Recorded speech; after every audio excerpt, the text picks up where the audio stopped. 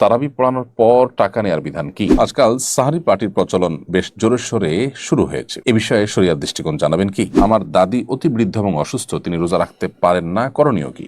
এক কথিত কবি নবীজির শানে অশালীন শব্দ ব্যবহার করার কারণে তোলপাড় সৃষ্টি হয়েছে। এর জের না কাটতেই আরেকজন, যিনি পাঠ্যপুস্তক পরিমার্জন কমিটিতেও আছেন, এর চেয়ে জঘন্য উচ্চারণ করেছেন আল্লাহর নামে। এর কারণ কি বলে মনে করেন? এই ধরনের কর্মকাণ্ড প্রতিরোধের উপায় কি? বিশ্ববিদ্যালয়ের ক্যাম্পাসে ছেলে মেয়ে একত্রে ইফতার করে, এ ব্যাপারে শরীয়তের বিধান জানাবেন। হজ এজেন্সি অ্যাসোসিয়েশন নির্বাচনের একজন প্রার্থী কিছুদিন আগে বলেছেন, তিনি নির্বাচিত হলে হজযাত্রীর প্রতি 30,000 টাকা অতিরিক্ত নিয়ে এজেন্সিগুলোর মধ্যে ভাগ করে দিবেন।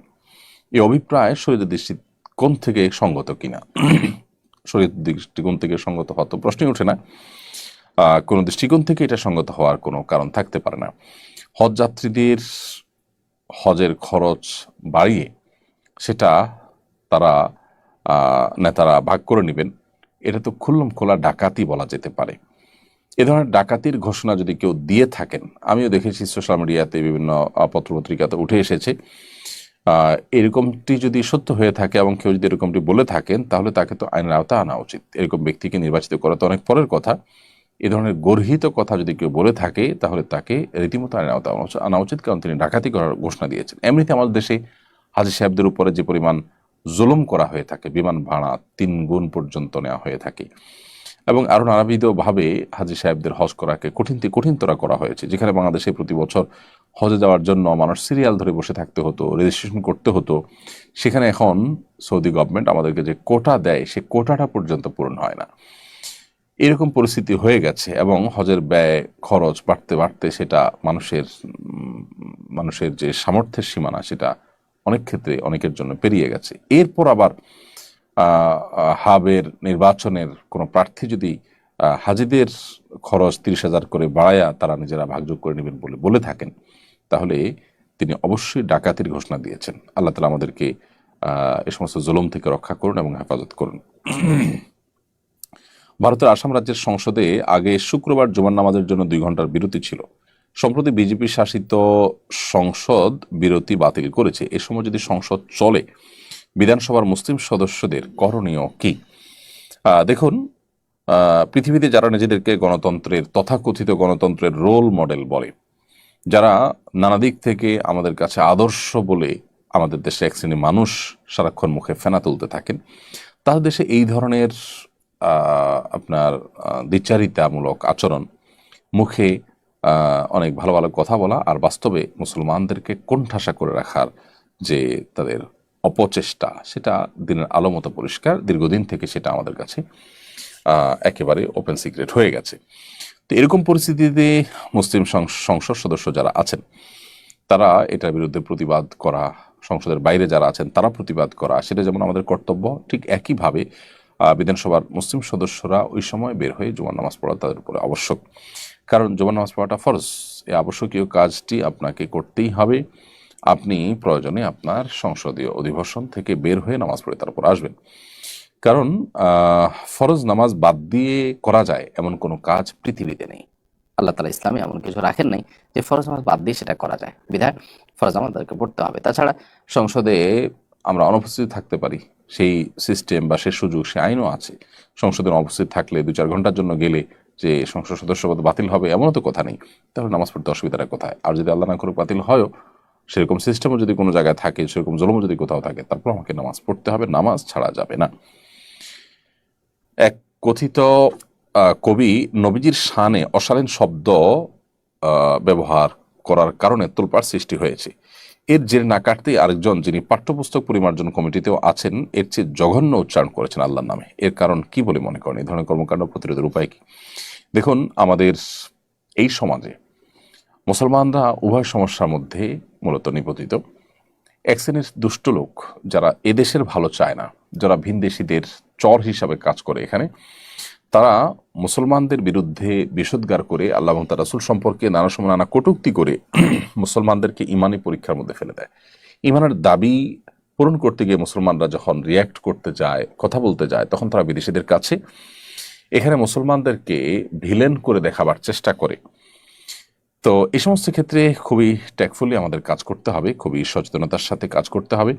সেই সাথে সরকারে যারা থাকেন তাদের কর্তব্য হলো এ ধরনের অস্থিতিশীলতা সৃষ্টিকারী যারা আছে তাদেরকে কঠোর হস্তে দমন করা, যাতে করে কেউ মুসলমানদের এ ধরনের অনুভূতি নিয়ে খেলা করার সুযোগ না পায়। সেটা যদি তারা করেন তাহলে সেক্ষেত্রে মুসলমানদের আর রিয়্যাক্ট করার প্রয়োজন হয় না এবং সেটাকে নিয়ে তারা বাজেভাবে পৃথিবীর অন্যান্য শক্তিশালী দেশগুলোর কাছে তুলে ধরার মতো স্কোপ তারা আর পায় না। তো আমি আশা করব যে সংশ্লিষ্ট দায়িত্বশীল যারা আছেন সরকারের তারা এই সমস্ত ক্ষেত্রে দায়িত্বশীলতার পরিচয় দিবেন। এরপর প্রশ্ন হলো, তারাবি পড়ানোর পর টাকা নেয়ার বিধান কি? খতম তারাবিতে কোরআনে কারিমের তেলাওয়াত এবং খতম দেওয়া এটাই হলো মুখ্য, আর কোরআনে কারিমের তেলাওয়াতের বিনিময়ে দেওয়া নেওয়া জায়েজ নয়। সেই দৃষ্টিকোণ থেকে ওলামা ইকরামের প্রসিদ্ধ ফতোয়া হলো যে তারাবি খতম তারাবির বিনিময়ে দেওয়া নেওয়া জায়েজ নয়। এক্ষেত্রে হাফেজ সাহেবদের আমরা ওয়াক্তিয়া নামাজের ইমাম হিসাবে নিয়োগ দিতে পারি, সেটা হতে পারে 1 ওয়াক্ত 2 ওয়াক্ত, এবং এরপর তাদেরকে সেটার জন্য আমরা বেতন বা তাদের যে প্রাপ্য ভাতা সেটা আমরা ঠিক করে সেটা আমরা দিতে পারি। এটাও যাতে ছলছাতুরি টাইপ না হয় সেটা আমাদের নিশ্চিত করা দরকার। ফারজানা আঞ্জুম আপনি লিখেছেন, বিশ্ববিদ্যালয়ের ক্যাম্পাসে ছেলে মেয়ে একত্রে ইফতার করে, এ ব্যাপারে শরীয়তের বিধান জানাবেন। বোন ফারজানা আঞ্জুম, বিশ্ববিদ্যালয়ের ক্যাম্পাসে হোক কিংবা কোনো ক্যান্টিনে হোক বা অন্য কোনো সাধারণ জায়গায় হোক, ছেলে এবং মেয়ে, নারী এবং পুরুষ একত্রে বসে যদি ইফতার করেন, তারা যদি গায়রে মাহরাম হয়ে থাকেন তাহলে সেটি একটি নাজায়েজ এবং গুনাহের কাজ। কারণ একত্রে একই টেবিলে চেয়ারে শেয়ার করে তারা বসে পাশাপাশি ইফতার যদি করেন তাহলে সেক্ষেত্রে শরীয়তের পর্দার বিধানকে তারা লঙ্ঘন করছেন। যেখানে নামাজের মতো ইবাদত করতে গিয়েও আল্লাহ রাব্বুল আলামিন নারীদের কাতারকে পুরুষদের কাতার চাইতে ভিন্ন রাখতে বলেছেন, শেষের দিকে রাখতে বলেছেন, সেখানে আপনি যদি কোনো আয়োজনে কোনো ইফতার পার্টিতে একাকার করে ফেলেন তাহলে সন্দেহভাবে সেটি গুনাহের কথা। এখানে যারা আয়োজক হবেন, যারা এখানে সামিল হবেন, তারা অবশ্যই গুনাহগার। তবে হ্যাঁ, আপনি নিজেকে যদি সেখান থেকে রক্ষা করে ওই আয়োজনের মধ্যে আপনি নিজেকে সেভ করে আলাদা করে ইফতার করে চলে আসেন তাহলে সেক্ষেত্রে আপনার জন্য সেটা নাজায়েজ না হতে পারে, কিন্তু আয়োজক এবং এই ঢলাঢলিকে যারা সাপোর্ট করেন, সমর্থন করেন বা যাদের সাথে সামিল হয়েছেন তারা অবশ্যই গুনাহগার হবে।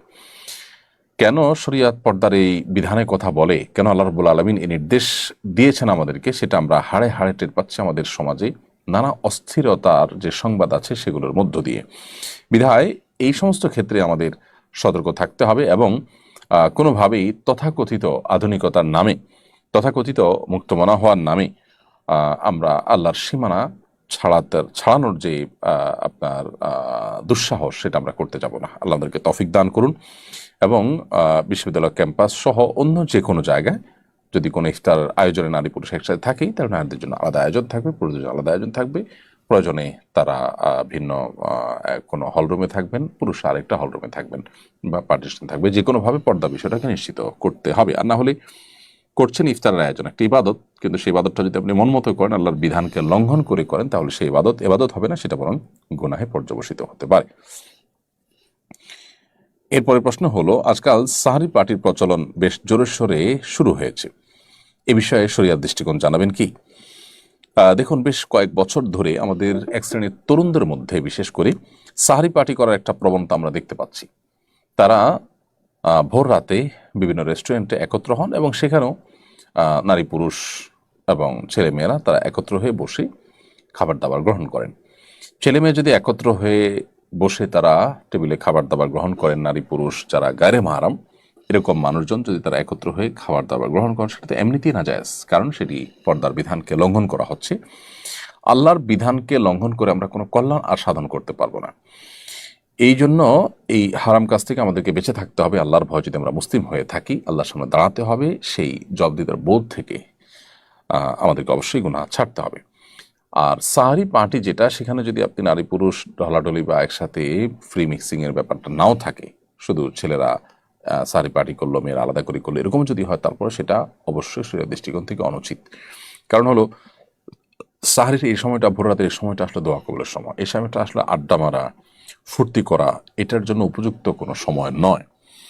যদি কোনো কারণে বন্ধুবান্ধব একত্র হয়েছে, সাহারি করেছে, সেটাকে আপনি সাহারি পার্টি নাম দিলেন, সেটা ভিন্ন বিষয়, কিন্তু ইন্টেনশনালি এই টাইমে বাসাবাড়ি থেকে বের হয়ে রেস্টুরেন্টে যে আনন্দ ফুর্তি এবং আড্ডাবাজি করা, সেটা অবশ্যই এই সময়ের যে মর্যাদা, এই সময়ের যে তাৎপর্য, তার সাথে যায় না। ভোর রাতে আল্লাহ রাব্বুল আলামিন বান্দাকে ডেকে ডেকে তার গুনাহগুলো মাফ করান, তার প্রতি অনুগ্রহ করেন, তাকে বিভিন্ন তার চাওয়াগুলোকে পূরণ করে থাকেন। বিধায় এই সময়টা ইবাদতের সময়, দোয়ার সময়, এই সময়টা আসলে আড্ডা মারার সময় নয়।